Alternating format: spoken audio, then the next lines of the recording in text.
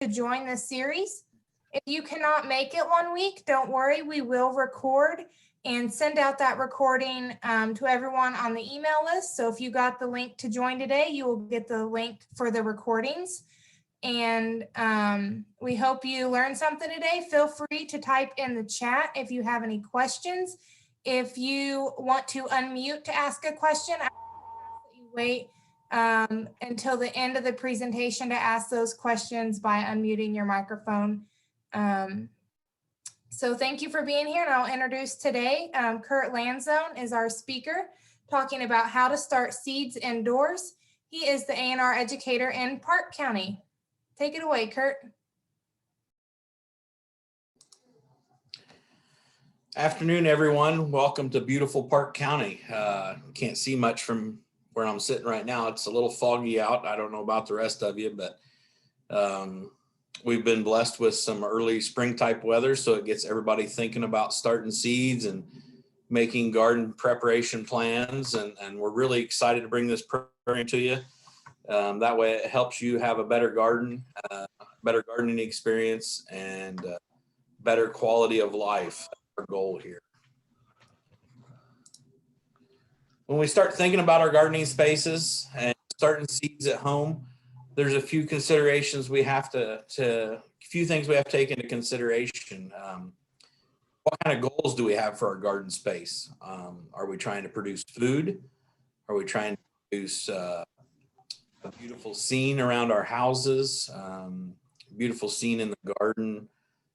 There's a lot of different goals that we have when we're producing or planting a garden and what we're producing. A lot of those things can be visual. A lot of them can be food nature.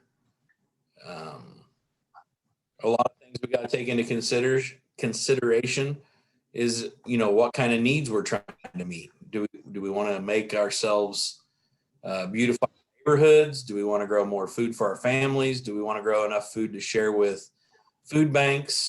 Do we want to grow enough food to share with all of our neighbors? A lot of those things we got to kind of plan. What size garden plot we're going to start. Another thing that can dictate that is how much space do you have available. And we're going to cover that more in the next session on making your garden size to meet your needs. But we got to have a plan.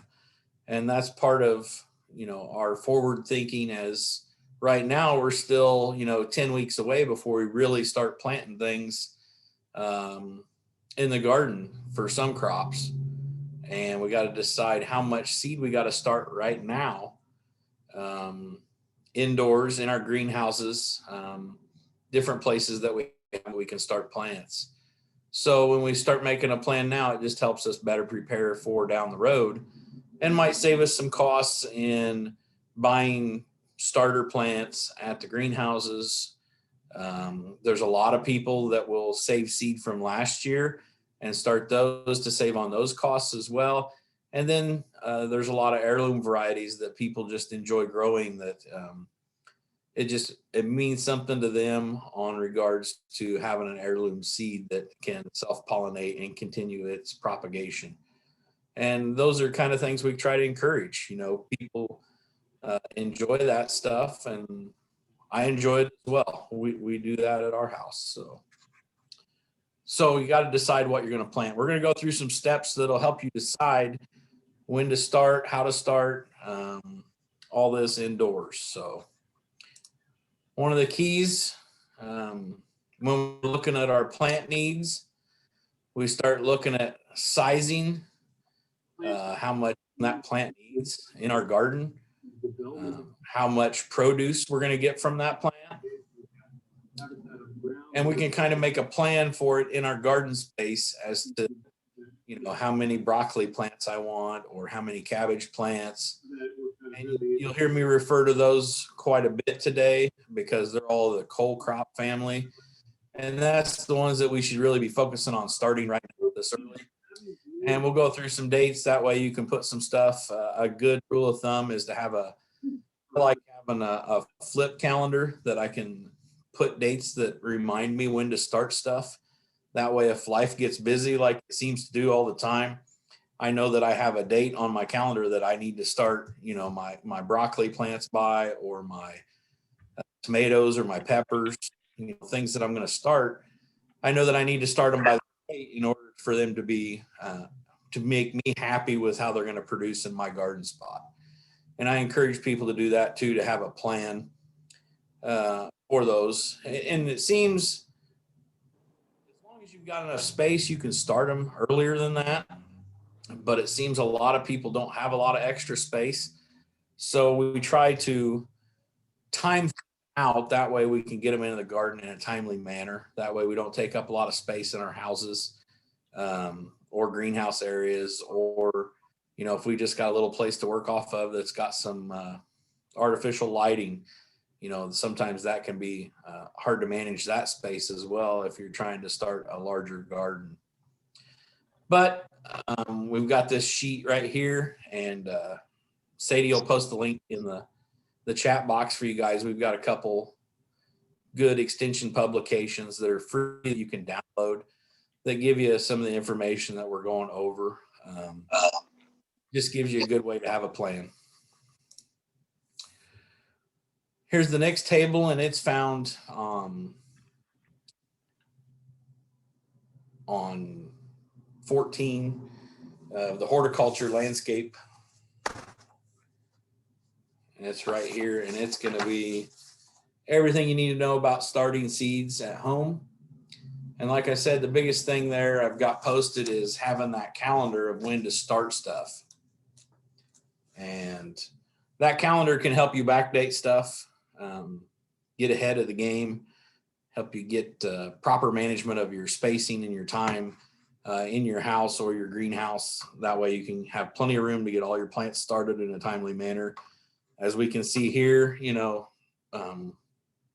some things take a lot longer to get going to where we need to go. And then some are very fast growing, good emergence rates, good growth rates.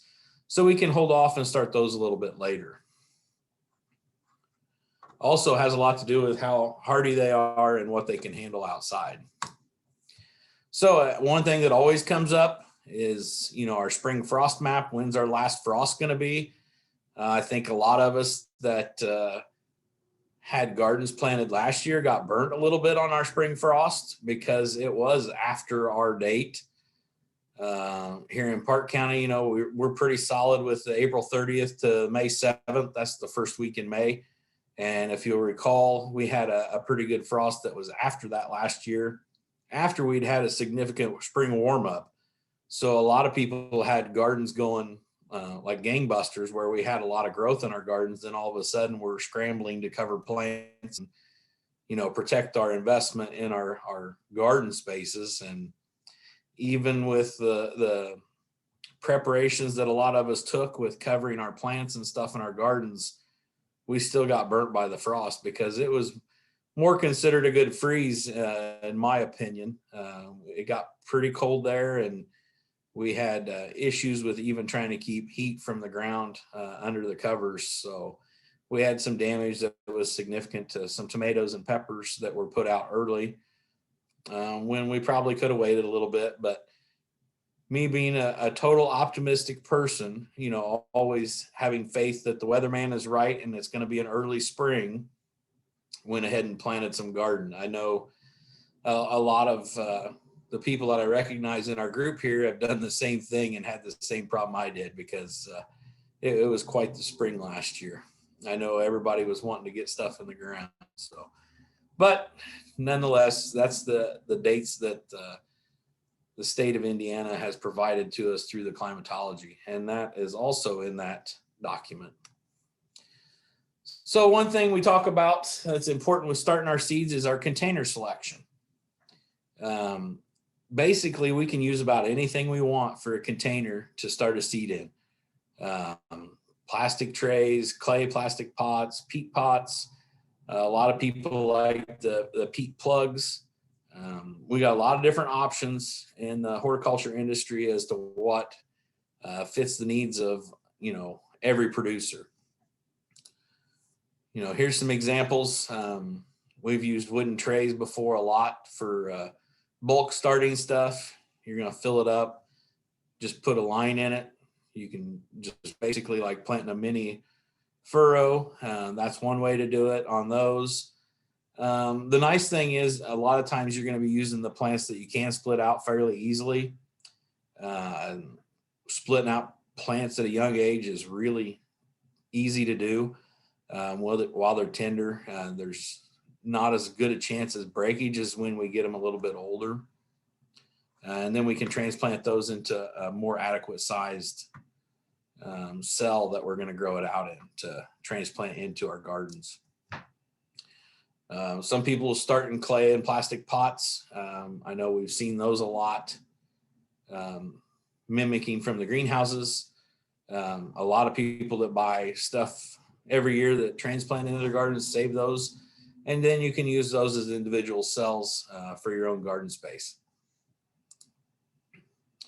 The peat pots are very popular. I really like those. They are recycled product. Easy to take care of. You can plant the entire plant because the peat cell itself will soften up. This recycled material here will just soften up and the roots can penetrate that. Oftentimes when I'm transplanting, I will try to weaken the integrity, and I made a mess on my desk. That's one thing about starting plants. It's a messy process. Those of you that have done it know that it's best to have an established area where you can work from, a nice workbench, or an area that's easy to clean, soap and water readily available.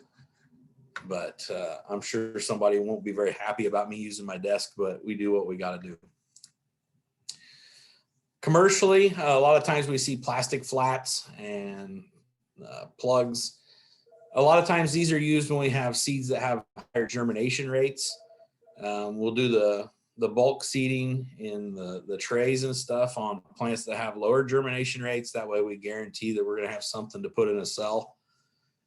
We don't want to take up a cell space if we're not going to have something that germinates. And we'll get into germination rates here in just a few, because I believe that's important to address as well.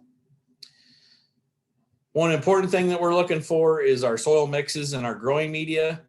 I've included, I haven't, Sadie in the chat box, she's posted the link for the handouts, and there is a recipe in there that's very good to mix your own. And we're going to go over some of the things that go into that rather than buying a commercially produced starting mix. A lot of people have a lot of different preferences, and there's a lot of things that work good for some people that don't work for others. And each one of the components that are in here with the vermiculite, the perlite, and the peat and the soil itself, they each have a different property. And what we're trying to accomplish is different things with each one. And we're going to go over some of those here as we go through. Vermiculite, a lot of people haven't used vermiculite in their mixes. A lot of people have. The thing that I really like about vermiculite is it's not going to crust. It helps prevent crusting, and it can be used as a topper for seeding smaller seeds. You know, we're trying to get that double to triple the seed size covering over the seed itself when we plant it. And we can actually use vermiculite and just put a layer of that over the top of the seed on some of these cells to help get emergence rates that are higher because it doesn't crust over at all. And it makes a good product for that. I know there's a lot of commercial greenhouses that will do the same thing to try and get some higher emergence rates on some of the flowers that have trouble emerging, because flower seeds are very small for the most part. And we're not covering those with a whole lot, but we want to have a dampening agent that stays over it. That way we get good seed to soil contact and make sure we get good emergence that doesn't crust. Perlite, it's going to help keep that soil loose in those peat pellets or peat cells, plastic cells. It's going to give that porous amount of air in there. That way you don't get a lot of compaction on the roots. The roots will have room to expand more easily. It just helps to hold that airspace open. That way it can have good growth rates out of the root zone itself. We want to get root development. That's our main goal. Once we get emergence, is to have the roots develop very good, because that's going to be our key to better growth when we transplant, is having good root mass. Another thing that perlite's used for, some people are experienced with hydroponics, where we just replace the soil altogether once we get a plant started, and we can grow those without a soil solution and just maintaining a water solution. Soil, everybody knows what soil is. Anytime we're dealing with, horticulture, we want to make sure the soil is sterilized. There's a couple different reasons why we're trying to use sterile products. Number one, we want to make sure there's no foreign weed seeds, anything like that in there. We want to try and take care of disease. We want to try and take care of fungal problems, and we want to try and take care of bacteria that's bad. So all those things, we want to try and make sure it's sterilized product. A lot of commercial facilities will take and reuse their starting mixes, and they'll put it in a kiln and sterilize it itself. That way they can reload cells and reuse that. That way they're not buying a lot more to start with. We can buy a lot of soil that has been incorporated into our custom mixes. Some people have a favorite that they buy. Miracle-Gro brands, NK brands. There's all kinds of different brands that people can purchase, and each one of them is going to have a little bit different makeup, but in the main components of any of those is going to be a little bit of soil.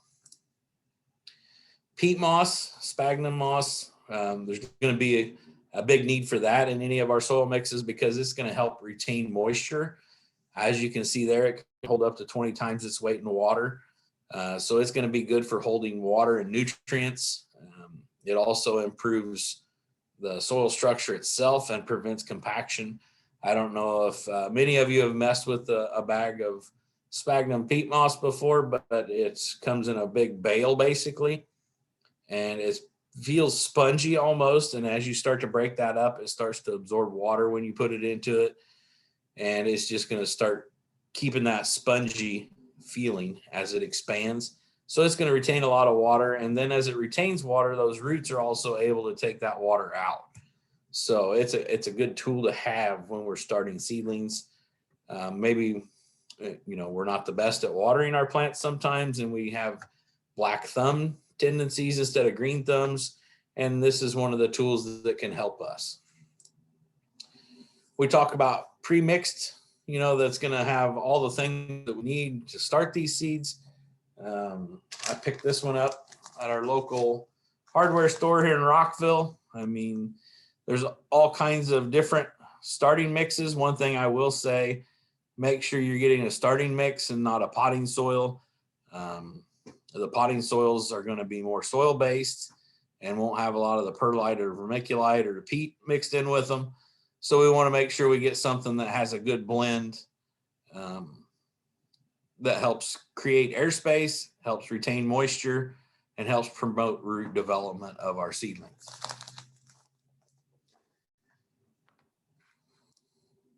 Quality of seeds. I didn't put a picture on there because I got some right here. One thing we want to look at, we talked about earlier, is germination rates. We know that some seeds, germination rates are horrible. Some of the flowers, some of the smaller seeded lettuces, even though the seed can be good for 5-6 years in a controlled environment, we also want to make sure that they are germ tested within the last 8 months. One thing we can see here, I picked these up this morning at the Rockville Farm Market here south of Rockville. And we can see we've got a test date. We've got a germ percentage. The other thing we can see, this is a treated seed. Some people don't like that. A lot of people have the option to where you can get stuff that's not treated. the big thing is it's 97% germ. So we know that this is my broccoli. It's going to have fairly good percentage of germination. So I shouldn't have any problem with putting, a seed or two in every cell that I'm dealing with. A lot of those things are good about that. We look at, I got some romaine lettuce here that's 87%. That's something that I can broadcast into the tray and seed to start, and then take those small transplants out and put those in a cell. So if we look at something like that, we can see that it has been tested over the winter as well. So we ought to have a good germ percentage that's pretty accurate. Now, you will see some seed left over from last year, and you can almost bet that the germ percentage is not going to be as good as what it was when it was tested. A lot of those tests on those that was put out for last year was over a year ago. So those have been in storage. Who knows what kind of storage conditions. The one thing I will say that's good, with all of the COVID stuff that went on last year and how much seeds and stuff was purchased and sold around here, that there's not much chance that there's going to be a whole lot of seed left over from last year in the marketplace, because a lot of it got sold. So we went through a lot of lots of seed. So we ought to have pretty good seed stock this year that isn't a lot of carryover. One thing we will mention, last year, I don't know if you guys remember, we had some seeds that were dumped from foreign markets that showed up in people's mailboxes. If you do get a set of those this year, we want to make sure that we turn those into the extension offices. Get a hold of your extension educator. They've got the contacts to where we can dispose of those properly. If you don't know the seed source and it doesn't have a seed tag per the Indiana State Chemist Office, make sure that you get rid of it appropriately. So contact your extension educator and they will help you facilitate getting rid of that stuff. We want to be good stewards. We want to make sure we don't introduce any invasive plants, into our native flora and fauna here in Indiana. So I've got some cole crops that we're going to start. Got some cabbage and some broccoli. It's time to start those around our neighborhood. I'm going to move my camera around so we can get a better view of my desk. I will warn you, it might be a bumpy ride because the camera is on a string. That's how we do things.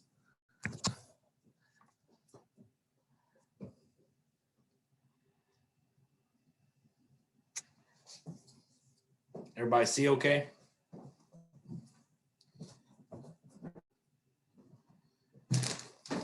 So like I say, one thing we start with,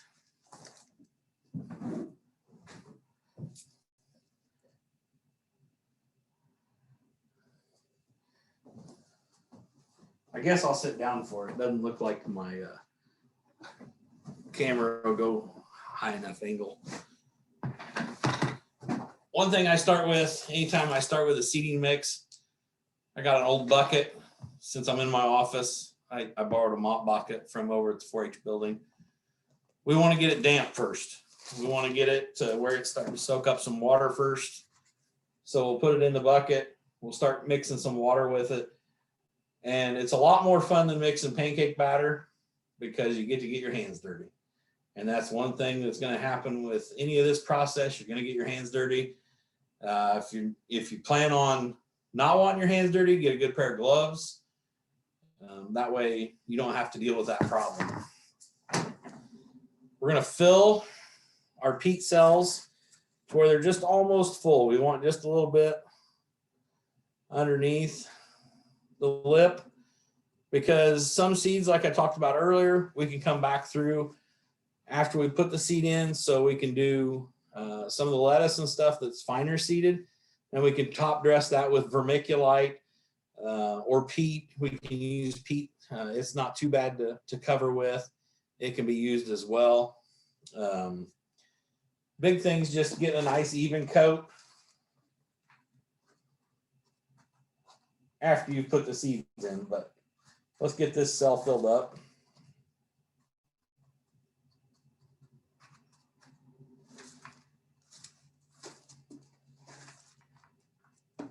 Notice I at least brought a tray in to help keep my mess a little contained.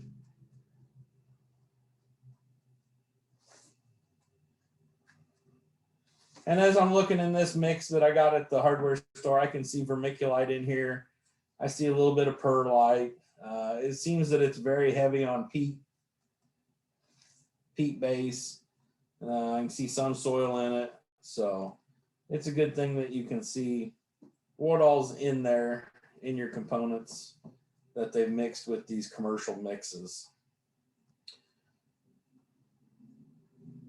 The thing that's difficult sometimes if you want to make your own mix is the volume. You know, most of the bags that you're going to buy are about the same size of each one of these products. So if you're not going to start a bunch of seeds, sometimes it's hard to create the mix like we talked about. You know, if you're buying a bag of this that's all perlite or all vermiculite that's in this size, you know, this is 8 dry quarts and you got 8 dry quarts of vermiculite, you know, you might not use that in, you know, 2 years. The good thing is vermiculite, perlite, and peat, they all store real easy soil even. You know, you keep it in a controlled environment and it's going to store for a while. So that's the good thing about that stuff. So we got a couple different options, you know, for seeding. I've got my broccoli here, and it's small enough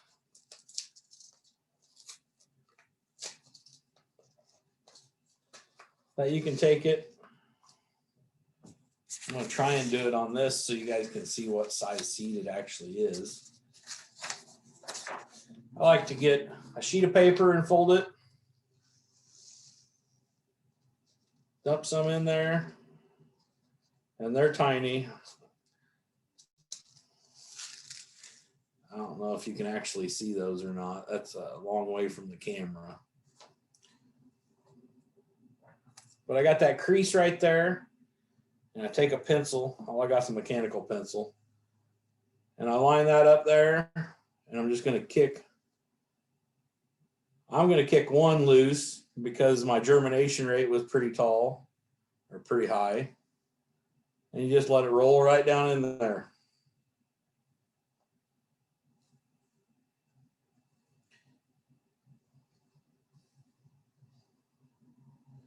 That one got more than one. We won't tell the boss.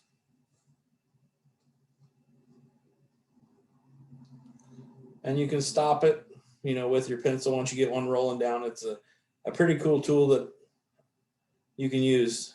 Then if you have the back of your pencil, you can just tamp it in a little bit. Get that seed covered, get some nice seed to soil contact going.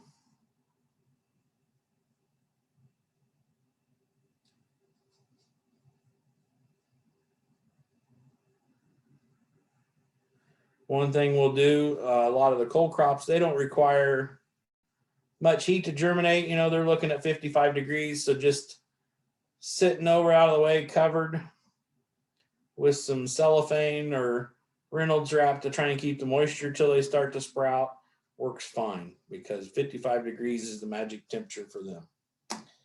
So since that was all dry, we can take our seeds that are left over right back in the package, save them for if we need to restart some more or we have problems with those. So our soil was damp to start with. Nice thing to have with starting seedlings is a little spray bottle. We can go ahead and give it a little more drink.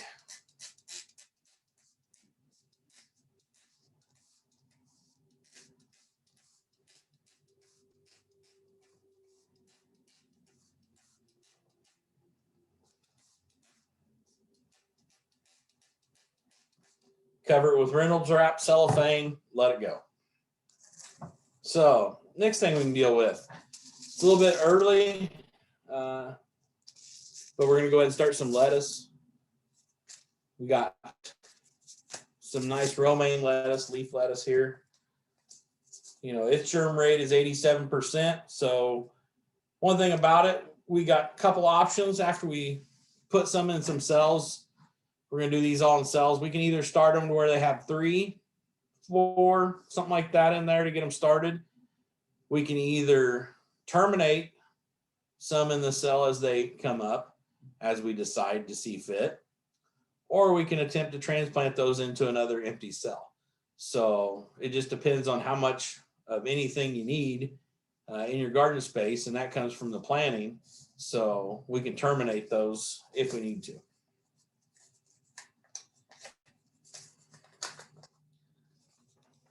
Do this again. I like the folded paper. Some people will broadcast lettuce and just get it going.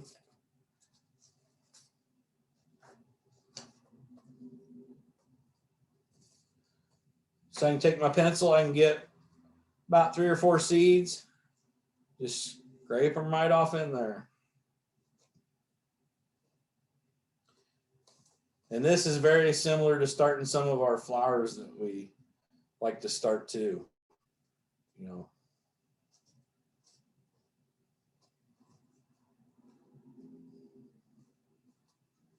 I don't know about you guys, but I'm looking forward to some fresh lettuce out of the garden.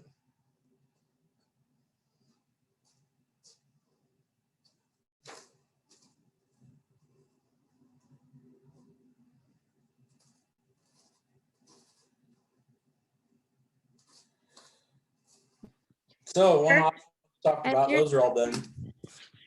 Kurt, One as you're option- doing that, could you answer this question? Go ahead. Do you use lights or warming pads for heat? You can use either one. Warming pads work really well because it brings the heat up from the bottom. Some of the lights that we do have now for options, I like to use LED grow lights, and they're not going to give off any heat. So if you're going to do that, you almost have to have a warming pad. Most of our fluorescent lights don't have much heat value either.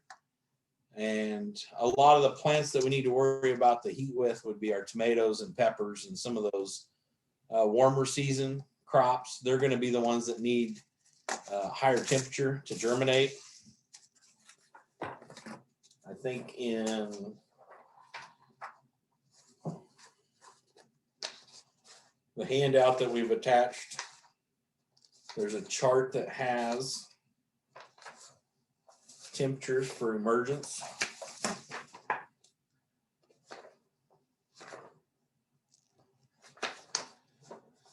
It's in the 186 guide in the Indiana vegetable planting calendar. It's got a chart right here. It has minimum germination temperatures. So it'll give you a cold germ, what the lowest absolute temperature is it'll germinate at.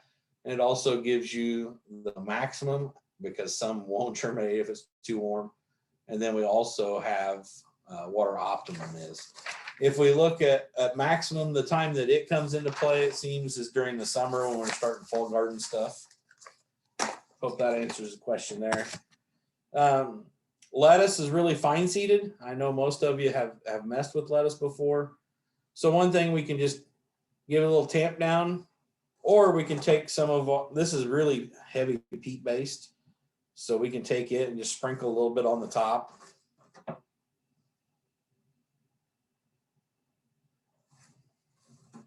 From our messiness here. Hope I'm not too in trouble from the office. Make sure we get all them covered, and then we can go through and use our water bottle to spray those down again, get them moistened up, and then cover them with the cellophane until they germinate.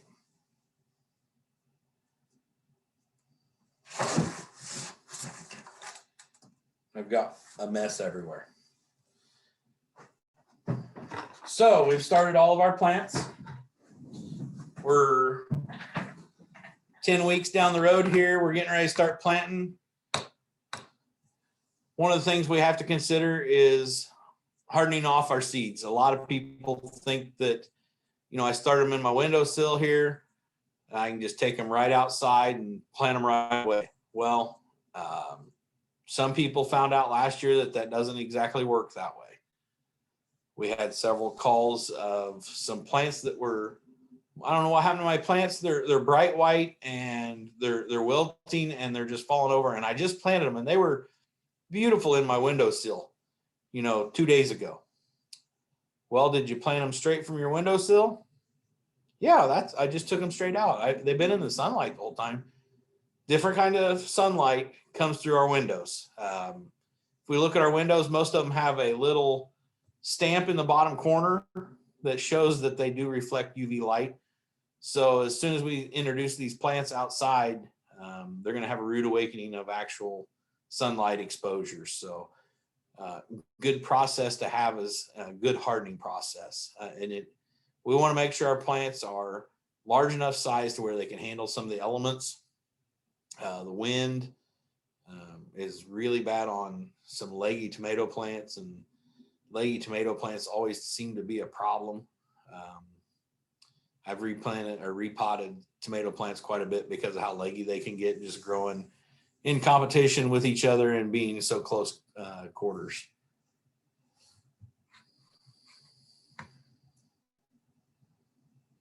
But it is not harden off. So we'll go ahead and take questions. Here's our sessions. I know most of you have seen those because you've signed up for them, but wanted to give you that. Remember, you can always reach out to your extension educator and we can help you through any processes. I'll see if I can open the chat box. Kurt, your first question, do you have a recommendation for how best to measure soil temperature?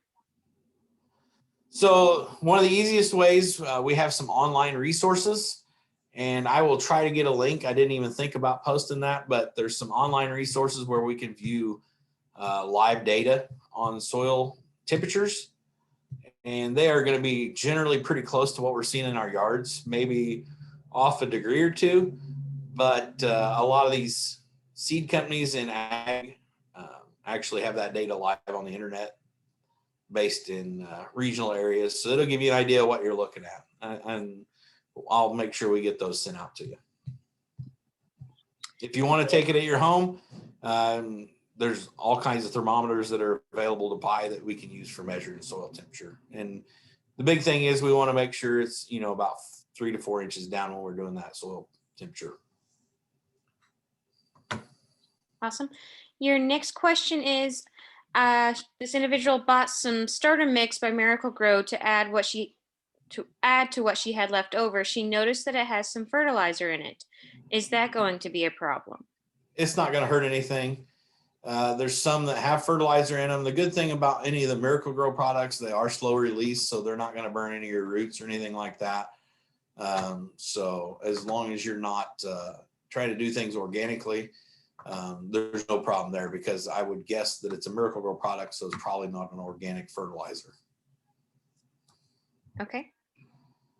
If started in a greenhouse, do they still need hardened? Not as much, because they do have some environmental impacts from the wind, the variations in temperature. But if you wait until after that frost-free date, there's not going to be as big a problem, because they are not as susceptible to the UV light, because most of the coverings over our greenhouses are not UV resistant.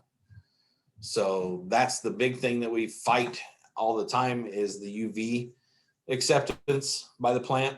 So shouldn't be any problems there. Okay. Another question. Do you sterilize soil in the oven? If so, what temperature and how long?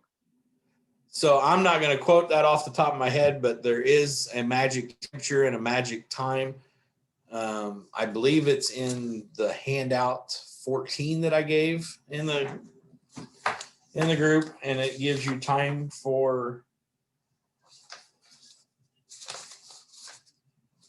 and I don't remember what it is.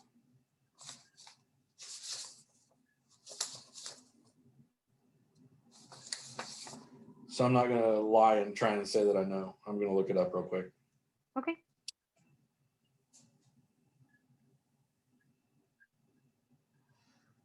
(200 to 220 degrees) and you keep the soil in there until the thermometer shows a temperature of 160 degrees on your candy thermometer or meat thermometer that you put in the soil. So it doesn't have a time, it just has until it's heated to 160 to 180 degrees where it sterilizes it. Hope that helps. I didn't know. Thank you for looking that up, Kurt. And we have another individual who says she might have missed this, but how exactly do you harden the plant that started inside? She lives in an apartment. So you're going to have some place where you can take it outside, and it's a 2-week process. And what we're trying to do is just increase that a little bit every day. So a good rule of thumb is to start an hour and just build an hour as we go throughout, and start in a shaded or shady and, enclosed area. That way we don't get a lot of wind and stuff. And we're just going to increase that exposure about every day until we get to where we're on the full term of sunlight throughout the day. It's not a quick process, but it is necessary for the plants in order to make sure that they can survive outside of our houses and outside of our porches. Okay, thank you. And another question, what is your starter or seed starter mix ratio if you're doing it homemade? So that's another thing that's right here in HO 14. It's a good resource to have. They talk about making different quantities. We've got a gallon quantity, and then we've also got a bushel quantity. And each one of those products that we went over earlier is broke down. The one thing, there's a couple things that they add on top of it, depending on what your desire is. They will also add some lime to it. That way it helps counteract, because they also put fertilizer in it as well too for this mixture. But good resource to have right there. Thank you, Kurt. It doesn't look like we have any more questions at the moment. So you have anything else you want to share? Now is the time, probably. I need help cleaning my office. Anybody going to show up and help clean my office now? I will share seed starts. You might have some takers. I think Marilyn's in. I know it's a little bit different. We usually do this with our master gardeners, and up to, last year, Park and Vermilion County, I know Patty came up and helped with the class here. It's a little bit different with the COVID precautions and stuff, but we're just trying to make sure that we, help everybody excel their gardens and their knowledge on what they're doing with their gardens. And I hope this helps. I have a question. Yes, ma'am. How do we get some of these brochures that you're showing? So if you look in the chat box that shows up, you can click on it right there and it'll let you download that. We'll also include them in the email that we send out. Do we have your email, Marilyn, I assume? Yes. So what I'll have, I think Brooke will probably email out the next link of the recording of this, and we'll just have her attach those on there. That way you can just open them right there. Great, thanks. Yep, and the other option in Indiana, if you need a copy of that, you could always ask your county extension office, and they should be able to print you a copy if you need help with that resource as well. Thank you. A few more questions came in, Kurt. Okay. Tips of leaves on started seedlings of native wildflowers are turning red-purple using 600-watt plant lights. Any ideas? It could be associated with the lighting itself. It depends what size they are to start with. If you send us a picture of what size they are to start with, we can take a look at things. If it's fairly small, it could be from the lighting. If it's a little bit larger, it could be from nutrient deficiency too. So. Okay. And we have someone that is asking where the Rockville Farm Market is. You mentioned that, and they're probably going to want to visit. So that's where I got these seeds from. It's just south of town, just south of the vet clinic on US Highway 41. They are open now.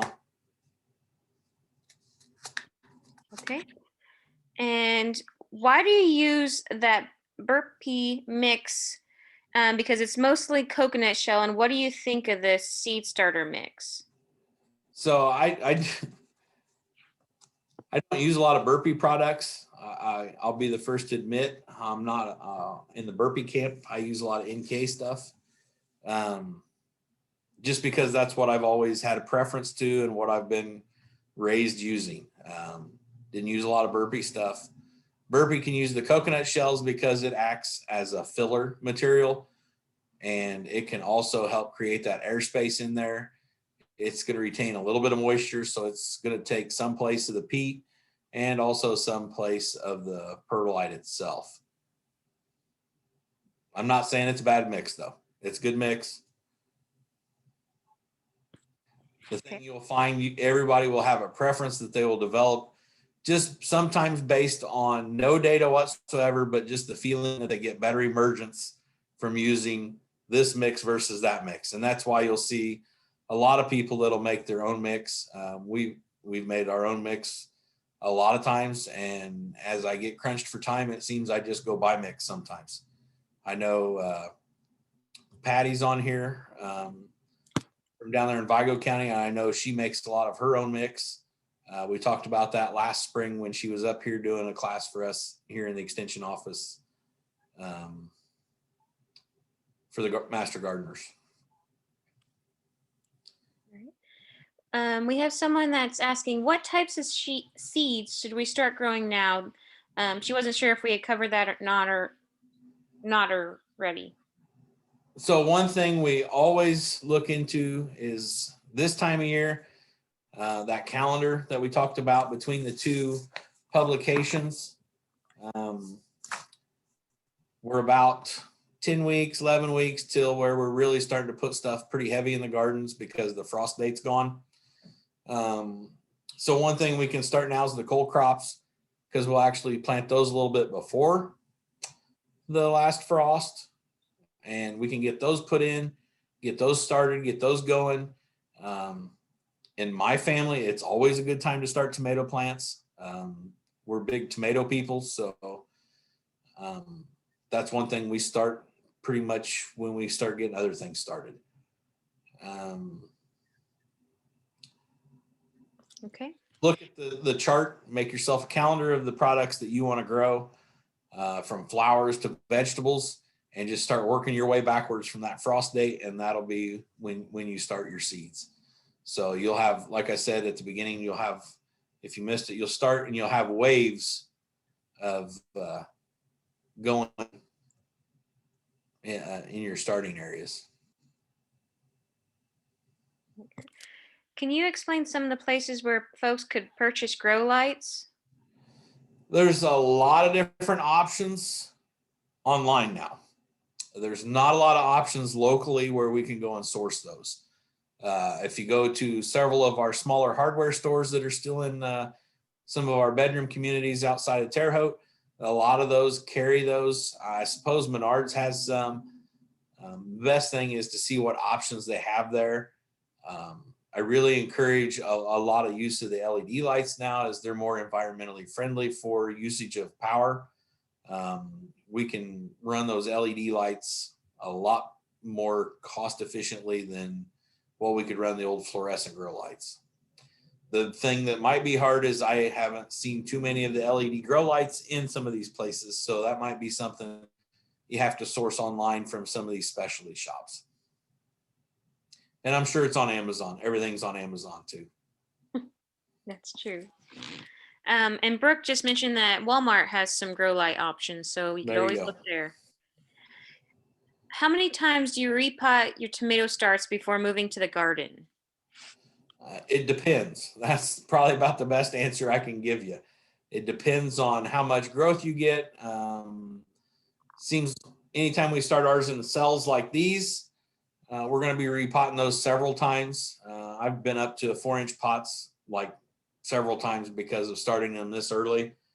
Like I said earlier, the big thing when we put the tomatoes in these and they start competing with each other, and that's when you get those real leggy tomato plants that we call them, where you get a lot of stem length, and we're going to have to start spacing those out to where they're not competing with each other as much and making sure they got adequate light.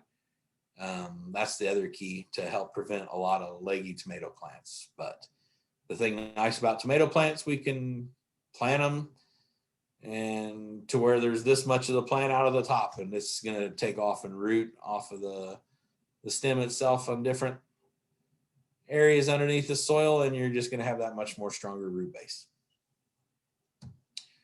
Just don't like leggy tomatoes. Okay.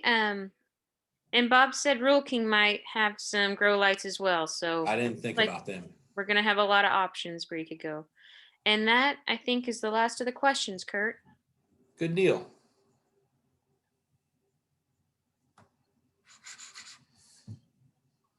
Thanks for joining me and making a mess of my desk, folks. If you don't have any more questions,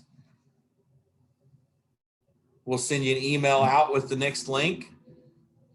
We'll also add some links of these publications on there. That way you got those. That way you guys can get started on doing some seed yourselves. I know everybody's starting to get things in stock at all these different places, so things are readily available.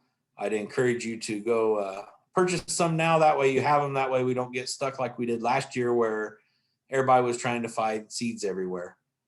Also, if you get seeds that are not from around here that come to you in the mail, go over that real quick again. Just get a hold of your extension agent or extension educator, and we can make sure that we get those taken care of appropriately. Don't plant seeds when you don't know where they come from. So that's my disclaimer for the day.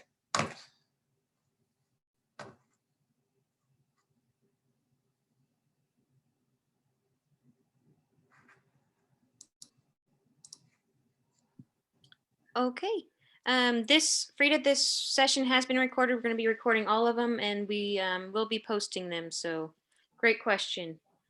And Kurt's email, it should be included on the email that we send out after this. So you should get that. Okay. Great job, Kurt. Thank you.